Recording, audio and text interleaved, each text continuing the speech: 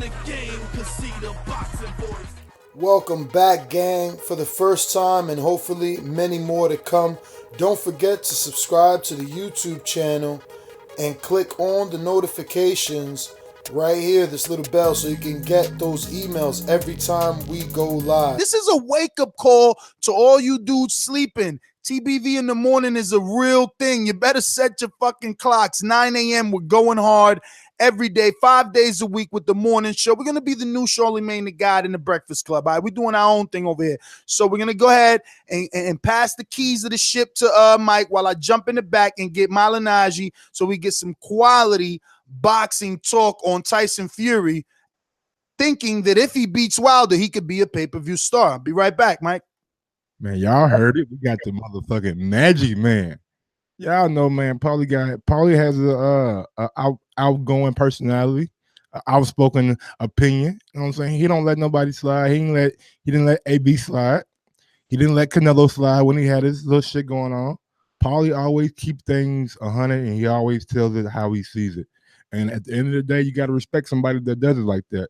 And also, he has I don't know what's going on with his podcast though. He had a podcast called The Magic Hour with what's his guy's name? I forget his guy's name, but it's a damn good podcast though. But I don't know if those guys are still doing it or not. But Paulie, one of those guys in boxing that we all should be thankful for, because he can break down a fight probably better than or just as good as most people in the business. So whenever you're watching a Showtime event, Paulie actually lets you know what he sees and how he sees it and why fighters are doing certain things. So at the end of the day, man, I'm overly excited for this guy to be on the show and ready to talk about some boxing with him and ready to see what he thinks of the whole Fury and Wilder thing. And I might even ask him about Conor McGregor and you know what I'm saying, is that a possible match for him down the road? Because we all know that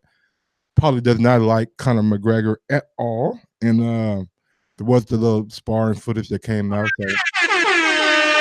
All right. Welcome back. And we're back with another special treat. You just had world-renowned trainer Nazeem Richardson, and now we're going to bring on the magic man, Paulie Maglignaggi himself. Paulie, good morning. And once again, thank you for taking out the time to discuss a little bit of boxing here with TBV in the morning. How are you doing? And what country were you in, my friend?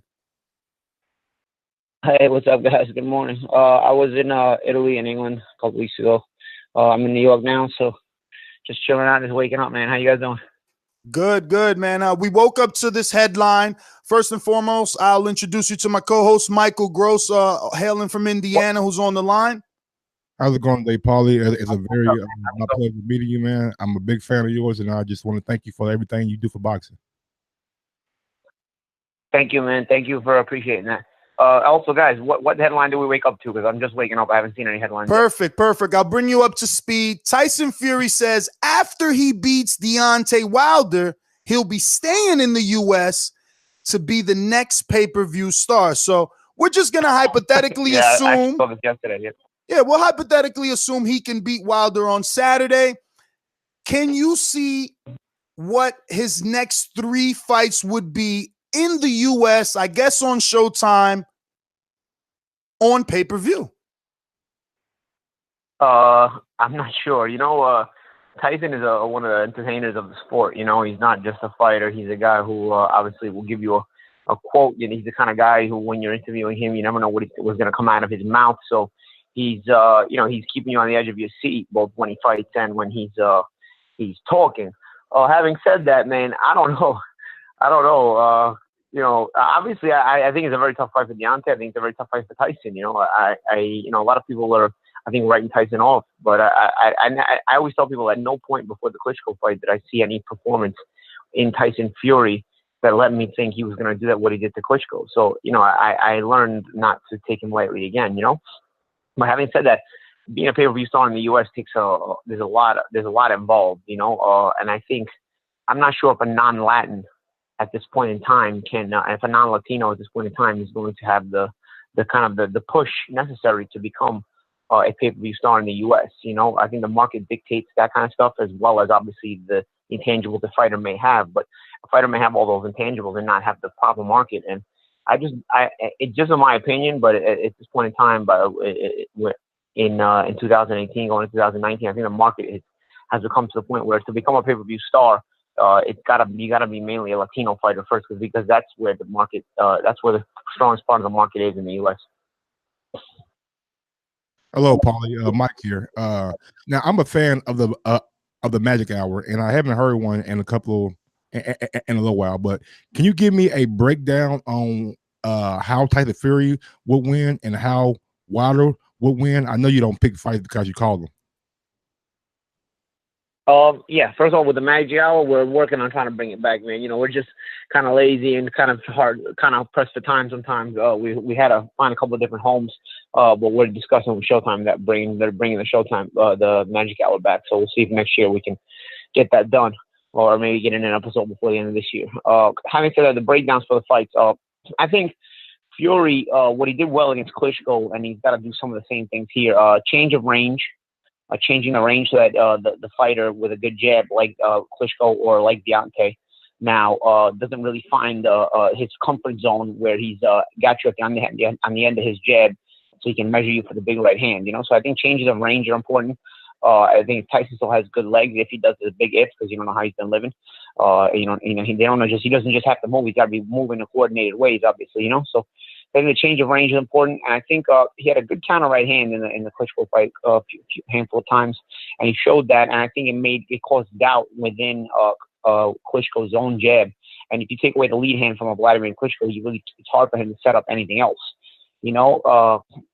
I think that's very important. I think if one thing we noticed in the Luis Ortiz fight, if you can take away Deontay's jab, he goes into some troublesome moments. I think the Ortiz fight showed us that Deontay will not accept defeat, though.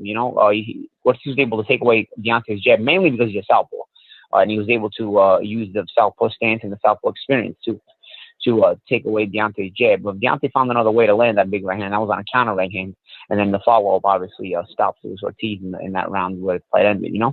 So I think with Deontay, it's important that he doesn't get his jab taken away. I think it's important that he uses feints, and when these changes of range happen from Tyson, I think it's important to use it's important that if he uses feints, he causes Tyson to make false moves in these attempts of changing range and whatnot. And if you can make a guy make false moves, you can kind of hone in on him because he's in a defensively vulnerable position because maybe you feinted him out of position and made him make a false move and whatnot. So I think it's important for Wilder to find ways to not lose that jab. It's important for Wilder. It's kind of a two-edged sword because not only does he have to deal with the possible movement of Fury, but he's also got to deal with the fact that Fury is a bigger, taller guy than him. So Deontay is going to be punching up a little bit, and the right hand is not going to be coming down this time. It's going to be coming up. So I don't know how much energy, how much power it loses when it's being punched up instead of down. But I do think Deontay's at his strongest when he's punching straight. Those follow-ups, those windmill punches, most of the time they're just follow-ups, or they are just punches he throws when he gets put out of position defensively, when he's in a defensive position, But otherwise, I think when Deontay's kind of set and he's using that jab, he's pumping that jab and he's pumping that long right hand, I think that's where he's difficult to beat. So I think for Deontay, he's got to set the situation and set the momentum towards what he can dictate with the jab so that he can have sort of his feet planted in there. And when he cuts the distance with that jab, he's able to extend that right hand and at the proper distance and land it. Now, Paulie, am I wrong in interpreting AJ's mannerisms of one, not wanting Wilder to enter the ring in his last couple of fights, two, now announcing that he will not be at the Wilder Fury fight? Is it wrong to interpret these mannerisms, that these things that he's doing, as him not wanting the fight or being, I don't know, afraid to take the fight? I mean, you're a fighter. I think there's AJ, a lot of back and forth. I mean, yeah, Wilder's gone over there, called him a coward. Then you got Big Baby calling him, female genitalia. Like, when is this man gonna say something? I mean, isn't this fighting? Or like, I don't know. I'm interpreting it wrong. Yeah, absolutely. But no, absolutely. I think there's obviously a right to interpret it that way as well. I think AJ though has learned to become sort of the Derek Jeter of boxing, combat sports. He's very marketable. He kind of never gets never falls into these kind of venom spewing type of spats. You know, he never gets into them. You know, he kind of keeps it classy. I think it's part of the reason why he's become so marketable and such a marketing phenomenon. But having said that, yeah, I think there's an inner fighter in him. I think it's also a matter of negotiation, you know, in business. Fortunately and unfortunately, the person with the bigger leverage will always take advantage of the negotiation, you know. So I think while they're not being happy with the way the negotiations went for the Joshua fight, he's obviously in the right, and he obviously has a right to say that, you know, he's not happy with the way the negotiations went. These guys are just trying to find a way not out of the fight. While on the other side, the Joshua side is going to say, you know, we hold all the leverage, you know, in the negotiations, and we're going to use that leverage, and we're going to force you to accept terms that are advantageous to us. You know, it sucks, but it happens all the time in boxing. This kind of thing happens all the time in these kind of situations. You know, it's just one side has to be able to bow down to the other side, and right now you have both sides that are kind of not bowing down to one another. You know, so the negotiation kind of stalls. You know, but in order for a fight like this to happen, one side has to give, you know, and usually the side that gives is probably the side that wants it more, you know, wants to fight more, and not for any other reason than money or anything else. Obviously that stuff comes, but I think whoever gives in on these kind of negotiations is usually the person that fight more, and they're like, all right, whatever I got to do, screw it, you know, I want to be great, or I want to get in there. But it's tough because, you know, you got to swallow some pride, and you have to kind of accept the fact that you are not going to dictate these situations. And also sometimes these type of things decide who's going to win the fight, you know, because the person who has the advantage, sometimes that's all they need is to win that fight, is a small advantage. We're talking about world-class boxing where the differences in fighters sometimes is just a hairline, a hair, you know. So you know, these little advantages sometimes can cause the difference in a winner and a loser, you know. So it's tough, and it's a difficult situation. But I think Joshua just doesn't get involved with the spats, and he doesn't want to kind of feed into them until he knows the fight is going to happen. And I think he doesn't feel like that's going to happen. And I'll be honest with you, now with the different TV contracts, it's going to be much more difficult, in my opinion, to make these kind of fights. You know, I think these TV contracts are great from one perspective, that they give fighters a whole brand new platform to be able to get paid more often, because, you know, you have the Zone now, you have Fox coming in, you have Showtime, you know, you have ESPN with Top Rank. You know, there's a lot of platforms that are paying big money for their fights. You know, so if fighters can reach an elite level, there's a lot of options depending on who they sign with to get paid some good money. You know, so yeah, probably more so than there has been in a good while in boxing. You know, even in the U.S. market. So I think, you know, I think that's the positive of it, but the negative is whatever side you align yourself to, a lot of times will probably prevent you from fighting a fighter on one of the other networks and whatnot, you know, who are involved with the other networks. So I also think that's a stopping point, and I think Joshua, if being that nothing is moving in that direction, he's not going to involve himself in these spats at all. You know, I think the big baby fight may actually happen at this point, because if the Wilder fight doesn't happen, you know, we're hearing that AJ will probably fight Dillian White if White comes through the Chisora fight, and then which is a fight I'm supposed to work for Fight Sky Sports at the end of this month, at the end of December, and then after that, you know, maybe Joshua has an American debut against Big Baby. I don't know. You know, I do have a sense that Hearn is trying to kind of use Big Baby as a guy who keeps winning, and when the American debut comes, you know, he's a solid American name to put Anthony Joshua in the ring against. You know, so I do see the Big Baby fight happening in the long run. How big of a threat is Big Baby to Anthony Joshua? How big of a what threat is Big Baby to Anthony Joshua? I think, you know, Big Baby can hold it down with a good chin, you know, because I think he's going to get hit. Big Baby likes to get in your chest and kind of work in there, and he kind of breaks you mentally. And I think that's the test for anybody who fights Big Baby. He's a big, massive guy. Personally, I like to see him lose a little bit of weight. I don't think it's very healthy for him to be that size. You know, no matter his conditioning. Right now, his conditioning is great. You know, obviously we see it. No matter how big he is, he's able to throw all these punches and whatnot. But I do think that massive size, when you are not fighting anymore, if you don't do something about it, you're going to give yourself a heart attack, you know? So I think Big Baby, if he wants to live long, I think he needs to take better care of himself. But having said that, I think right now he's got the stamina to kind of give people issues, but he gets in your chest, and getting in the chest of Anthony Joshua is a bit of a risk, because Joshua punches, and Joshua also finds spaces for those uppercuts, you know? Having said that, if Big Baby is able to handle himself in Joshua's chest, he tests Joshua a lot because, he's the kind of guy who tests you mentally, makes you suffer through it because he's so busy and heavyweights aren't used to his work rate.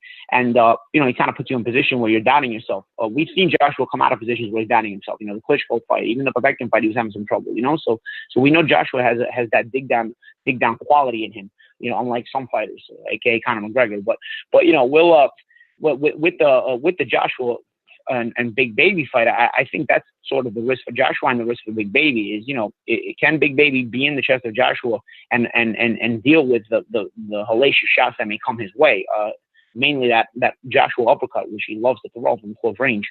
And then if that is the case, can Joshua handle the in your face attack of Big Baby and the mentally debilitating attack of Big Baby, and also the physically debilitating. He goes to the body, he throws punches, he breaks you. So I think it's a good fight. You favor Joshua in the fight, but I think it's a good fight. Now, Paulie, I guess this is where we're gonna let you shine and try to educate some of these sheep in the UK. Have you ever seen a super fight with a set venue, set date in place for negotiation? Oh, and let me throw in set network, because Anthony Joshua being on DAZN, I highly doubt he's gonna go over to Showtime. Yeah, I don't see that happening either. I think DAZN has spent a lot of money on the contracts that they bought, on the deals that they made, and I don't see them making any exceptions for anybody. I mean, common sense. If you pay that kind of money to make a deal, you are going to obviously make sure all those fights are on your network. So it's difficult to it's basically you're in a position where you now have to.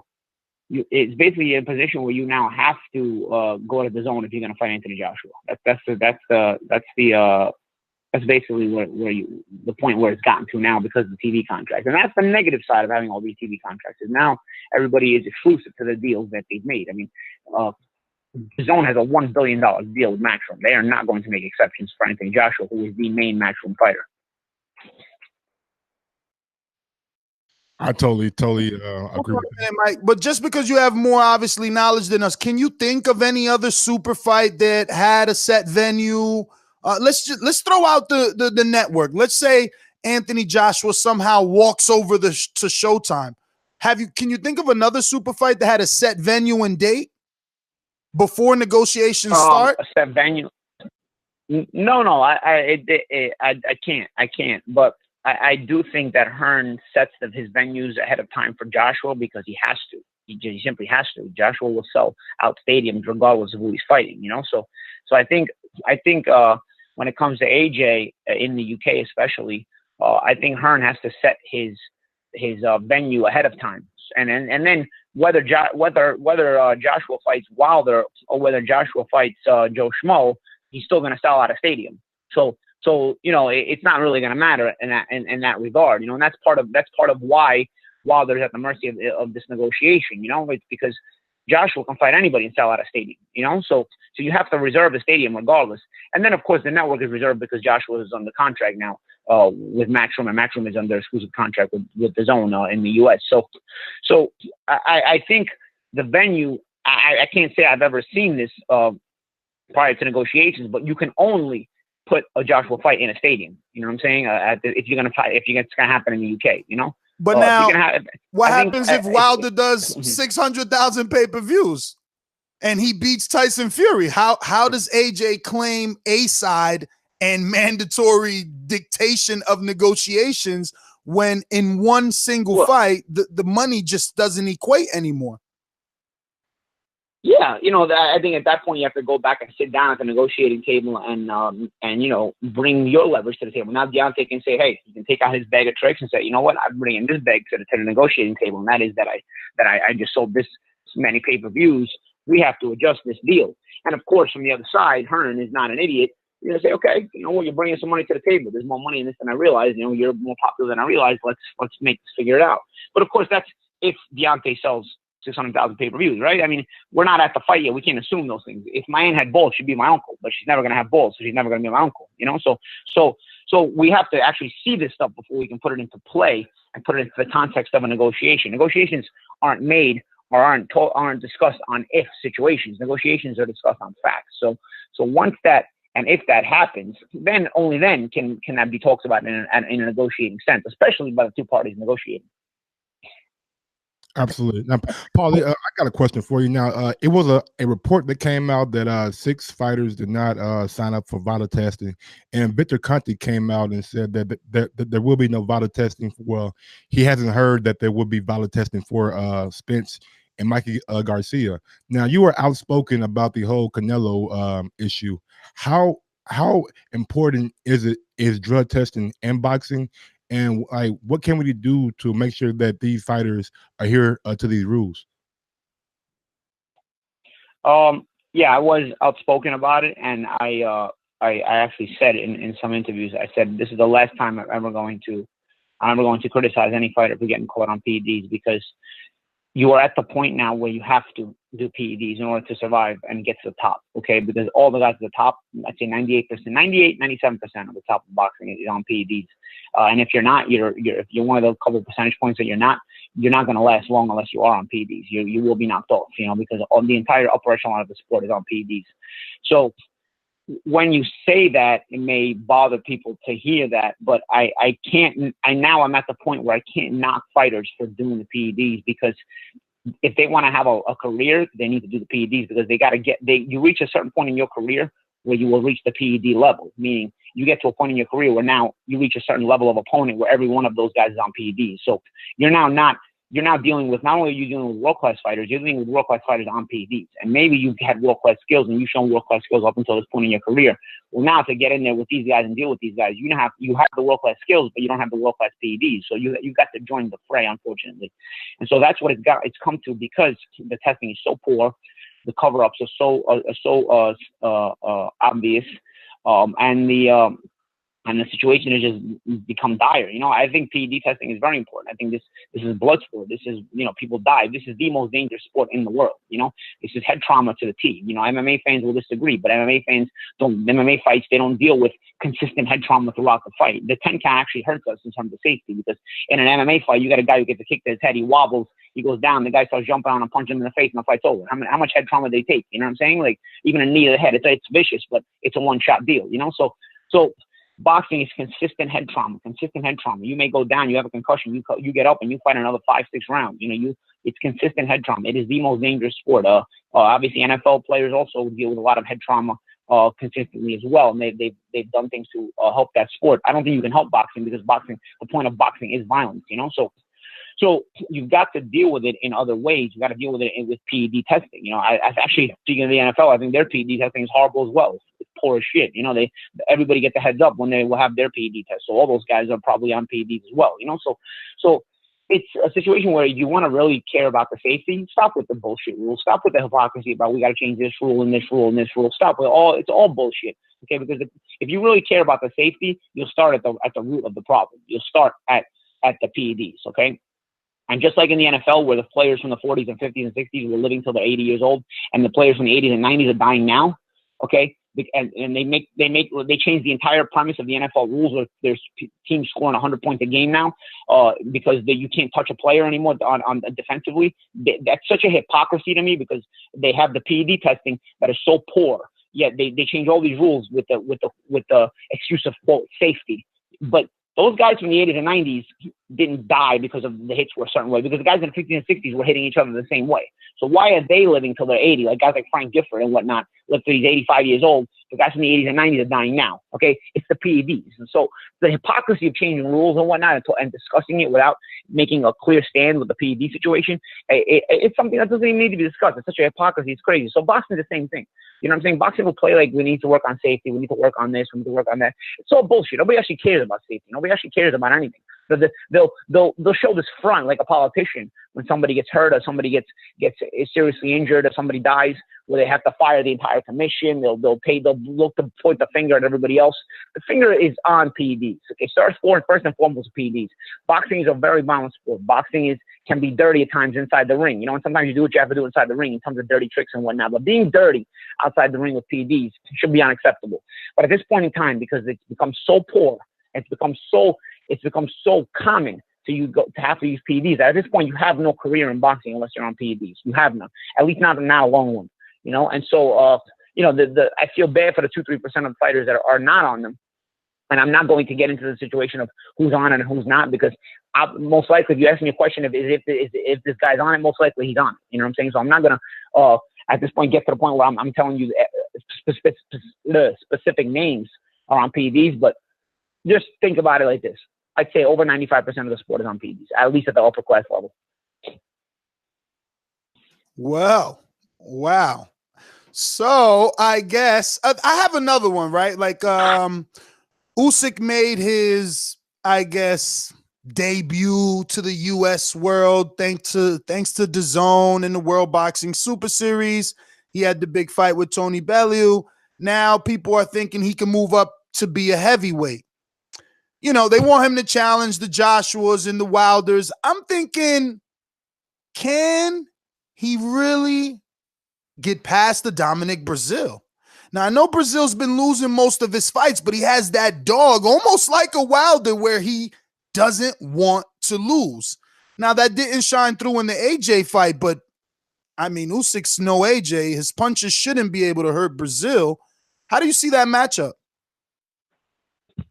I think it's a nice matchup to enter the fray, but I think it's just a matchup we'll just only be talking about, because, again, going back to the conversation we had before with TV contracts and TV deals and whatnot, Usyk has been signed by Matchroom, so he's going to be a DAZN fighter. Brazil is a PBC fighter, so he's going to be a Fox and Showtime fighter. So it's probably a fight that is going to be very difficult to make, and it's not big enough to go through all the negotiating hurdles of even attempting to make that fight, because there's too many hurdles in the way, and it's just not a mega fight.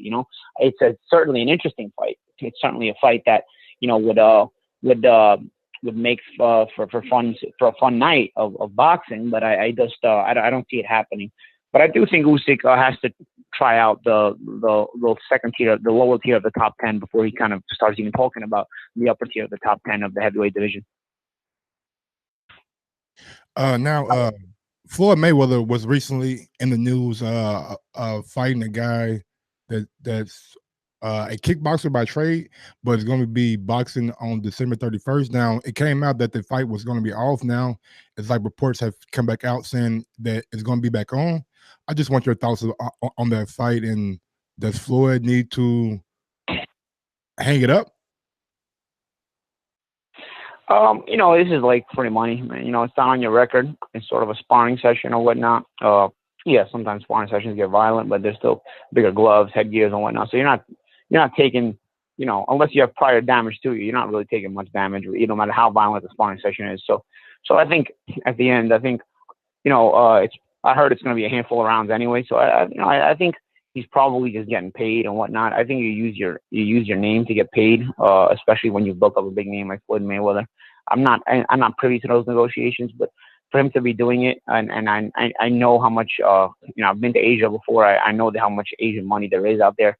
Some of these guys have tons of money, so maybe he's being paid a ton of money for basically a harmless sparring session where, yeah, it may get violent, it may get, exciting for a few rounds, but at the end of the day, it's just a few rounds, and it's sort of a one-off type of thing. So I don't know.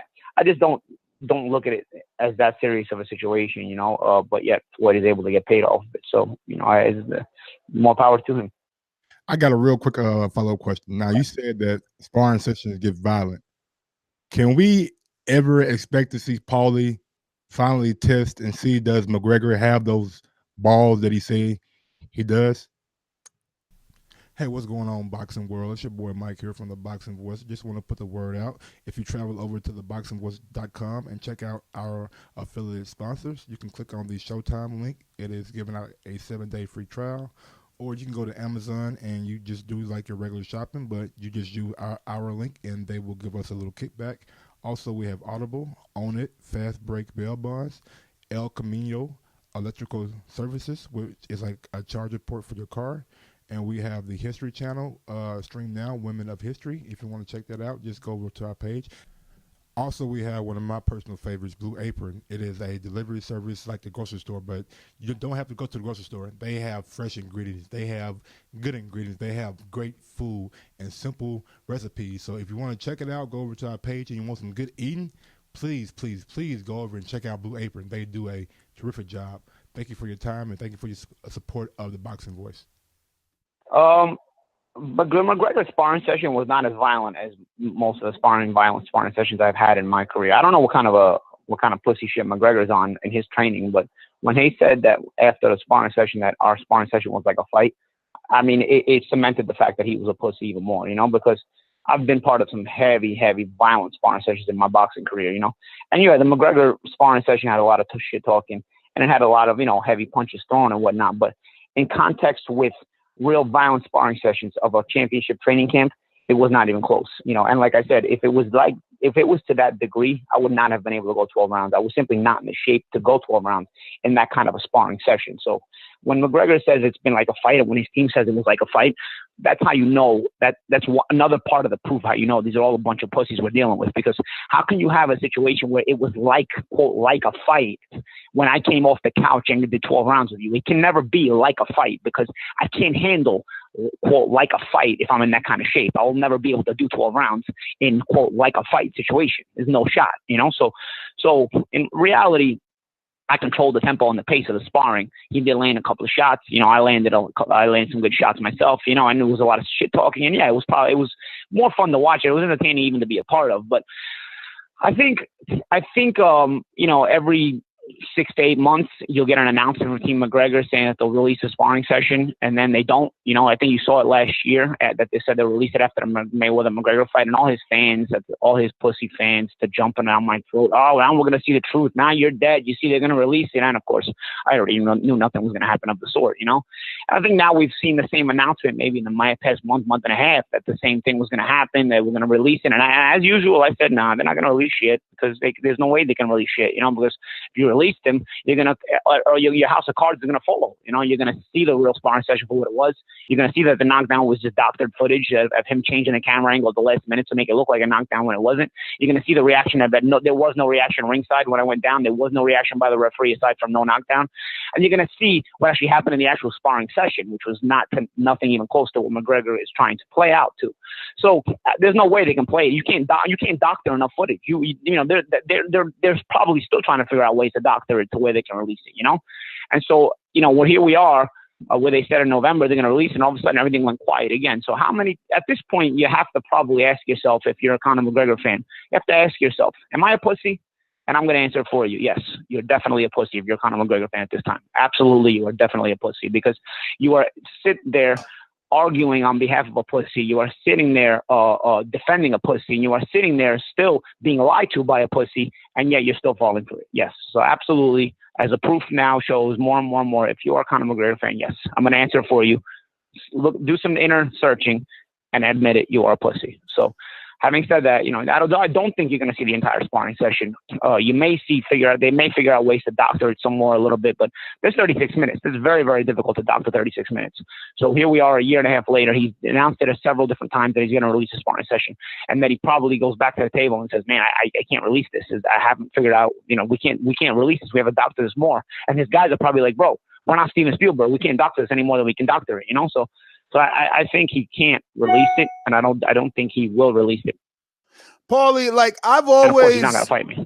I've always been a strong believer and adamant with what I'm about to say next in terms of you and Conor, and that being a legitimate fight. If he were I think it only works if he says, I'm actually gonna do a boxing career and Paulie's my next fight. There's storyline there, but I think that it's even more realistic, and I just want to know, have you ever floated that idea to maybe Espinoza or Eddie because of your relationships with Matchroom and Sky and all the money DAZN is throwing out? I mean, even Showtime and Fox have over 120 million, and I feel with Conor and Mayweather doing, I don't know, 4, 5 million, it's fairly safe to say Conor versus Maglignaggi could at least get to 701 million, I think.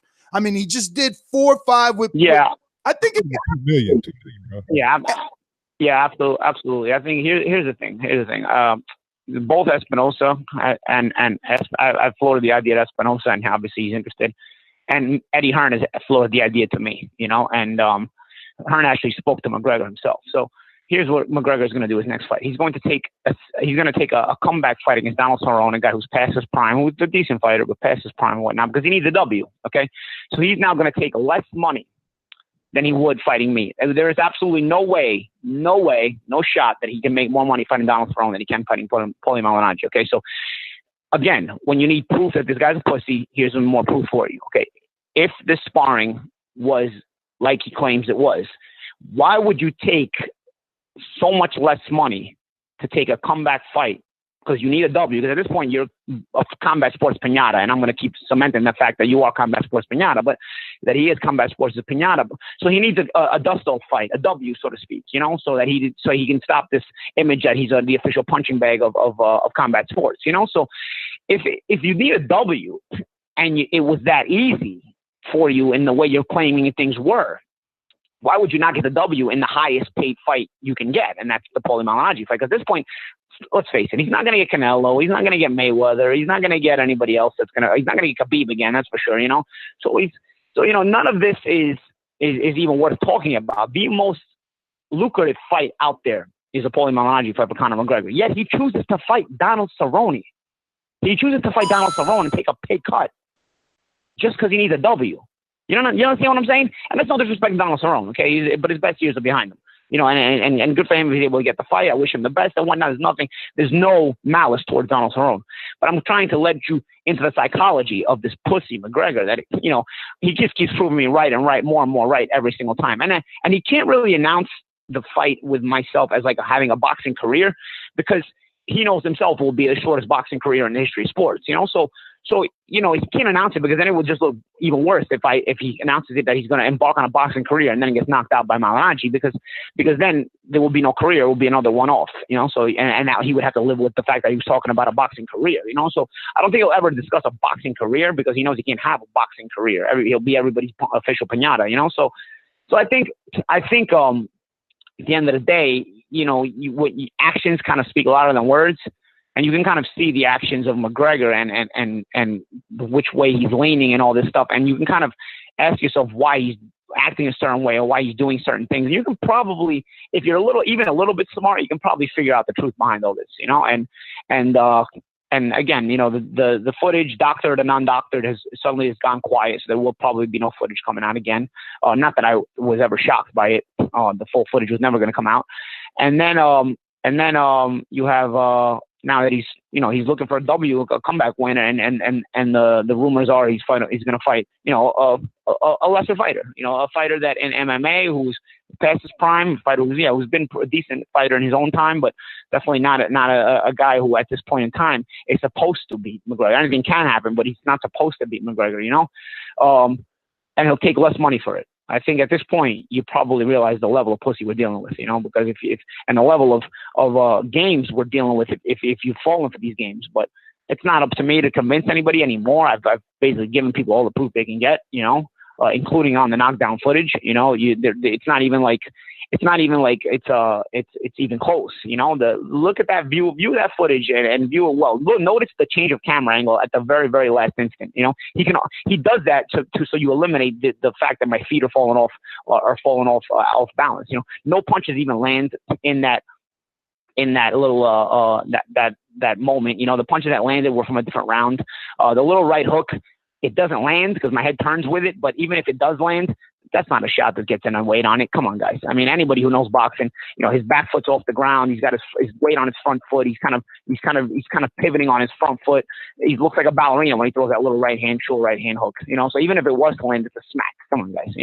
So there's just so much proof that, again, I've gone over and over again, to the point where at this point we can't really, if you're not going to be convinced, then it's because you want to believe what you want to believe. But he's not going to fight. He's not going to do anything. He's just going to keep playing on it because people are stupid enough to believe it. But if you're stupid enough to believe it, like I said, you need to do some inner soul searching and understand, yes, you are a pussy. Not that you probably are, not that you most likely, yes, you're definitely a pussy.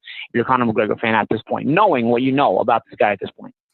Pay-per-view predictions, Paulie. How many you think it does if you ever get that fight with him? No, I don't think it does less than $1 million. I don't think it does less than $1 million. I think it probably does a little more, but I don't think it does less than $1 million. Garcia Spence. I think it does. I think just talking right now, it probably does $1 million, but that's without any of the promotion. You know, then you go through the press conferences, the press tours, and whatnot.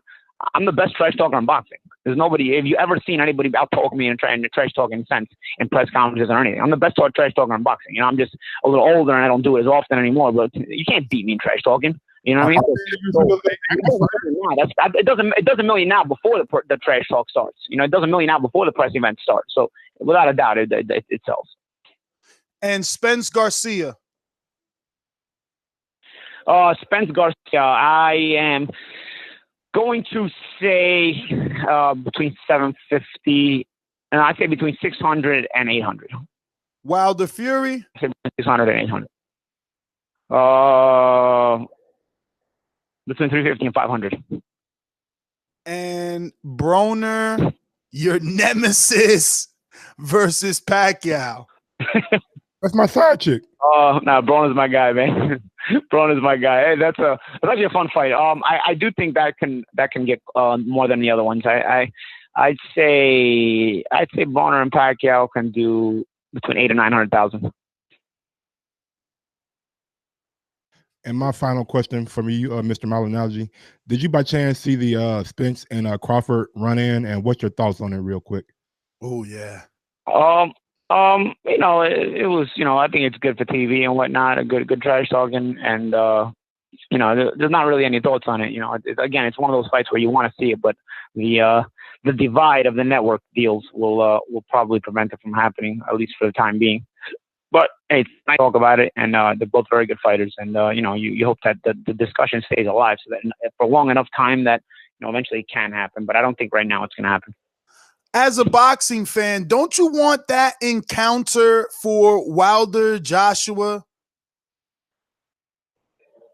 Yeah, of course. Everybody wants to do that kind of stuff, but it's I don't know. You know, it's interesting because I don't see I don't see Joshua kind of looking for that. If it happens, it happens. But Joshua kind of does things to avoid certain situations because he's got the image he has. And don't get me wrong, man, there's a dark side to Joshua. You know, he comes from the streets. He comes from, you know, a place where, you know, there's evil in him as well. I think all fighters need to have that sort of evil inside them. But you know, he's learned to you know, mature out of it and come out of it. But it comes out of him in a fight situation. You know, I think Joshua has that in him, but I don't think he goes out and searches it out and to wind up in these situations, you know. But Joshua definitely has that street in him. And my last question: since Keith Thurman has came back, should the fans and the media start respecting him more and start noticing that he is the man at 147 because he has the best resume at 147? You know, I think the respect Harris should be, you know, bar none, the respect should definitely be given to Keith Thurman for his accomplishments and whatnot. But fans are very fickle, and I think everybody understands and realizes that. When you get to that point, I think people want to, unfortunately, have the "what have you done for me lately" routine. You know, let's see if Keith is the same fighter he has been, because the fighter he has been is a very dangerous fighter. And I think now when he's going to come back from the injuries and whatnot, I think we'll see if he is the fighter he's been. You know, the welterweight landscape has sort of changed in the time that he's been gone. Boxing, the landscape changes quickly, you know. So let's see how he comes back, how he looks, and we'll see if you know, he's still the kind of fighter that everyone remembers him as. People will, believe me, fans are fickle. If he looks great, people will jump all over that. You know, if he doesn't, people won't jump all over it. That's the fickleness, if that's the word I'm looking for, fickleness of sports fans. Well, Paulie, I want to thank you, obviously, for taking out the time to talk a little bit of boxing with us, man. It's always a pleasure to, you know, have you drop some jewels and just soak in some of that knowledge. Wish you the best in all future endeavors. Can't wait to see you back on Showtime commentating. And I know you're going to be doing something over on Sky, but thanks again for your time.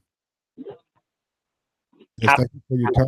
I'll be on Showtime this weekend for Wilder vs. Fury, and I'll be on Sky for a White versus Resort at the end of the month. Yeah, thank you for your time. And whenever that McGregor versus Maglignaggi training camp happen, let us know.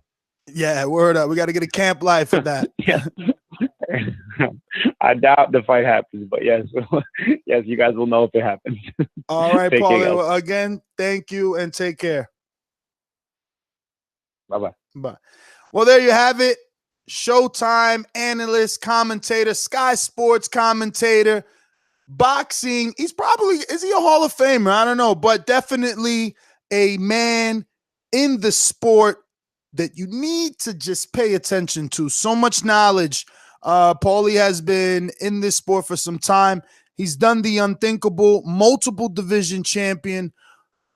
Dude, he's even gone overseas to the Ukraine and defeated Sinchenko for a title. Like, when people thought, he was done, he still came back with a welterweight belt. Like, and then he's always keeping it honest, man. It was just a great interview, great episode. If you enjoyed this episode, hit the thumbs up button. Definitely tell a friend to tell a friend. We had 2 great guests on. Share this episode. Make sure you tag some of the fighters that were spoken of on this episode. Tag maybe Paulie and Nazim. Let them see their own work. And go ahead, Mike. I was going to say, has there ever been a fighter that wasn't necessarily a guarantee Hall of Famer, but then they changed over to the broadcasting career and did like pretty much the same kind of job that they did within boxing? Like, they done a great job boxing and done a great job commentating. Yeah, I mean, look, he might be he might get in, because he could be probably, nominated for like you said, broadcasting or whatever. I mean, it doesn't matter, because I don't want it to, go down the wrong route. Like, regardless, he's, to me, he's definitely top of the food chain. His word is always respected. Ever since he's become a commentator on Showtime, I've only wanted to see more and more of him, because he keeps it real while he's actually calling the fight. And that's what you want. You don't want these guys that are there to be yes men to the network. So shout out to Paulie once again, just definitely giving us his time. And shout out to you guys rocking out with TBV in the morning. Just want to remind you, we're also going to be having I don't know if he's a Hall of Famer. See what I'm saying? I don't know, but maybe he is, right? But we're going to be having Larry Merchant later today, live on the show at 3 p.m. And listen, if you're not subscribed to the YouTube channel already, do so, because I got tons of interviews lined up. So we might sneak another one here in about a half an hour to an hour. You just never know. It's best to be subscribed, and we're bringing these guns locked and loaded. I mean, we're going to be making sure that we get some valuable boxing opinions on each and every episode possible. So look forward to more of these jam-packed interview shows. Mike, let's take some callers before we wrap things up. So before that, remember to rate us 5 stars on iTunes. It's like one of the most bestest ways to support TBV. It costs you absolutely nothing.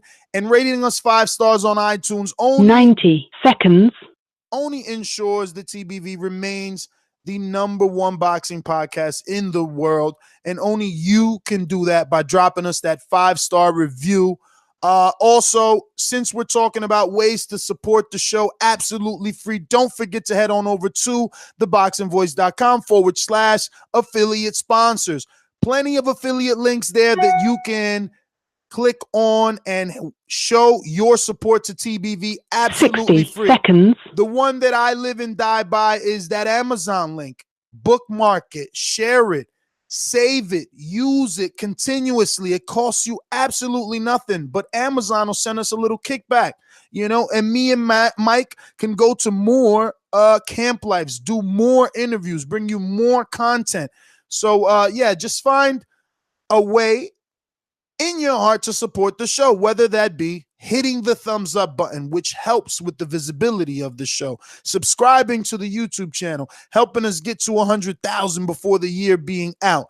So we're going to go out to the callers, 1-425-569-5241. Press 1 time to voice your opinion right here on the Voice of the People hotline. And don't forget, you can 10 seconds. call us up on Skype. All you got to do is, Skype us. Don't type in the chat when you can Skype. Add Nestor Gibbs on Skype. These calls are brought to you by El Camino Electrical Services, experts in electric vehicle charging stations. For consultations and turnkey installation, visit us at elcaminoelectricalservices.com. Going out to Rod in North Carolina. What's going on, brother? Good morning. Good morning, man. You had a day off, man. I'm glad I had the day off to tune in to this show, man. That's a good show. It's a good show. And you and Mike, y'all do a good job asking the right questions. I really think y'all are real good when you interview someone because you really ask important and the right questions. What I had to say though is what you guys think is a bad number for Deontay Wilder this weekend for pay-per-view, and your thoughts on the All Access that Showtime is doing. I kind of 50-50 on it. I wish they could do a little more, show a little more. I just want to get y'all thoughts on how that's going and what kind of number would be bad for Deontay going forward in negotiations. And I'm also trying to digest Paulie's PED comment about so many fighters being on PEDs. That's kind of disturbing to me. I want to get y'all thoughts on that, and I'll take it off the air. First thing was the Wilder number. I thought a bad number was what Paulie said, 350 and 500,000. I didn't like that number at all. So I think a bad number is right between there. I think anything above 450 is good. And if I'm not mistaken, based on my conversation with Steven Espinosa, head of Showtime Sports or president of Showtime Sports, I believe he told me 400,000 is their safe number for the Wilder Fury. So yeah, I'm gonna start with 400. You know what I mean, and hope for a milli. Actually, I got that sound, but yeah, I'm gonna start with 400 and hope for. Know what I'm saying? That's what I'm. Access, I thought was pretty good. I mean, I've enjoyed both episodes, to be honest with you. I think they give a good insight on how these guys really think and how the guys really kind of live. So I'm happy with it. Mike, why you ain't come out on All Access, B? I don't know, man. I might be in the epilogue or something. You never know. We still got one left. We still got time. Damn, they cut dudes off. Wayne in the chat, 1 million Nest dreaming. Love all out. Yo, you a hater. That's the problem. See, I love boxing. When AJ has a fight, don't I do a live fight chat? Am I not screaming at the top of my lungs? That's the problem. The sheep only have a sheep mentality. I am a true boxing fan. I want the best for all of them.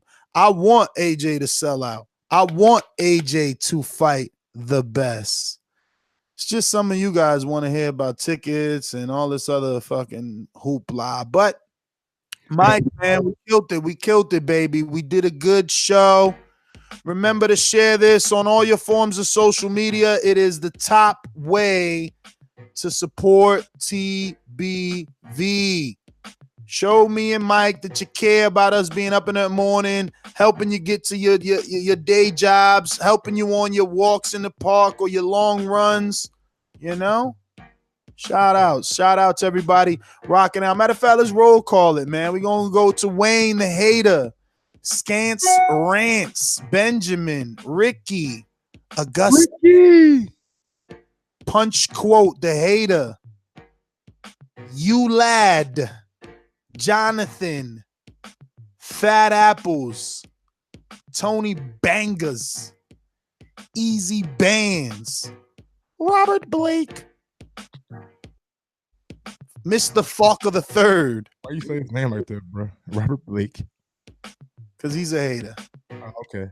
Chris Brown, Fahim. Damn, Fahim, old school. What up, Fahim? Hey, Big Baby said so early. Shit. I know. But he out here posting and shit in the morning. Know what I'm saying? He should have been on. He would have heard what Richardson said about him. I was trying to get Big Baby on. You see, we always working, man. Hashtag always working, B. Never sleep. Sleep is the cousin of death. You heard me? I might send Die. I'd rather sleep when I die. Unlike Mike, always sleep. I mean, my man always sleep. I wasn't on time today. You always sleep. I mean, damn. But I fucks with Mike though. Mike single-handedly turned TBV all the way up. He started doing interviews and it's like, nah. Bro, tell me why last night, bro. I posted your Nah, King, yeah, that's cool. But man, tell me why I had Anthony Yard lined up, bro. Like right after the show. I know what he got busy, so he was like, hey man, give me 15 minutes. 15 minutes passed by. You fell asleep.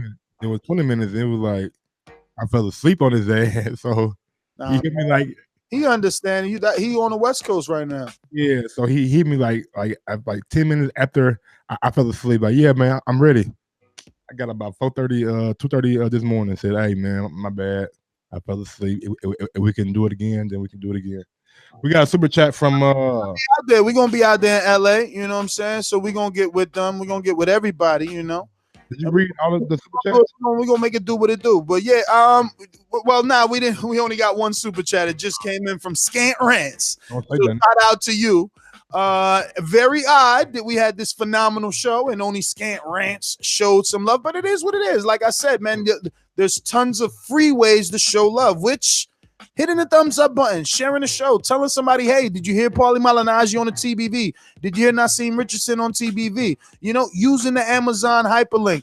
Plenty of ways to help this show continue to grow and reach that 100,000, man. We trying to listen. Yo, Mike is ready to move to the East Coast, Mike. Tell these cats you ready. I'm trying to get in there, man. I got like December and January with this cool shit, and I'll be done. He coming, man. I'm telling you. How hard it is to fucking do a last semester of school because they try to give you the fucking hardest class last or whatever, I guess, and do this fucking interview and shit. But hey, I'm getting it done, baby. No excuses. Don't forget, 3 p.m. Eastern, 12 p.m. Pacific Standard Time, we will have Larry Merchant. You want to ask Larry Merchant a question? You wanted to ask Nazim Richardson a question? Well, you got to be a Patreon member. Head on over to patreon.com/ThaBoxingVoice and join our Ask a Fighter series where whoever we interview as a member, you get the ability to ask them a question. So for those that want to ask Larry Merchant a question, you know where to go. All right, I'm your host, Nestor Gibbs. Find me on Instagram and Twitter at NestGTO. And like I keep saying, don't forget to subscribe to the YouTube channel because you just never know when Mike is going to get the itch and want to come right fucking back. You follow me on IG at Gross1911 or follow me on Twitter at Gross2312 and stay tuned all week, man. We're going to do some live shows from LA. We're going to do some more interviews today, and I got some shit popping tomorrow, so stay tuned. Hey, man, and Wayne, we would love Matt to be on and ask some questions. You know what I'm saying? He's just got to get used to the 9 a.m., morning show. It's kind of an East Coast thing, so, it is what it is until he sets that alarm. Maybe he makes the Larry Merchant one. That'll be, 12 o'clock his time. But, yeah, peace. Arrivederci. Peace. What is up, TBV family? Yes, YouTube has been cutting funding to their channels as of late, and with net neutrality going through its process, the internet is changing. If you want to keep your favorite channel intact, coming up with tons of content, and plus get hours and hours of extra content, head over to patreon.com/ThaBoxingVoice to become a member of the TBV family and help support the channel. Peace.